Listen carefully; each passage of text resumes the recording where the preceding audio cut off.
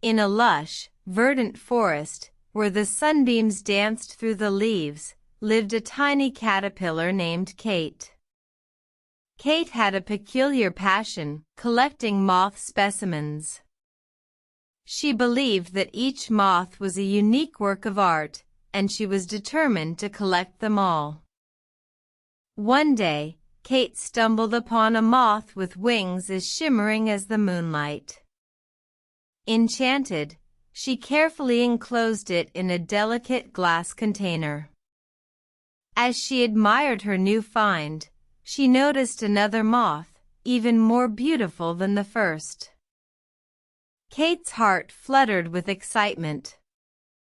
She chased the second moth, her contagious enthusiasm infecting the forest around her.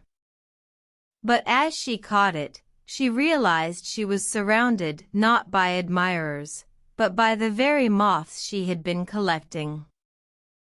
The moths spoke in a chorus, their voices as soft as the rustling of leaves. "Cate, dear Cate, are you truly happy now?" Cate paused, her heart heavy with the weight of her question. She looked at the moths, now trapped in their containers, and realized the truth. She had been so focused on collecting, she forgot to appreciate.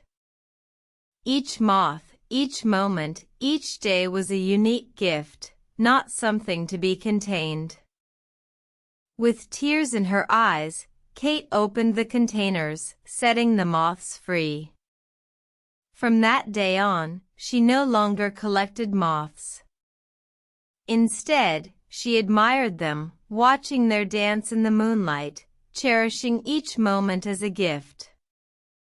And so, the forest bloomed with the beauty of freedom, a testament to the lesson Cate learned. For true happiness lies not in collecting, but in appreciating, cherishing, and letting go.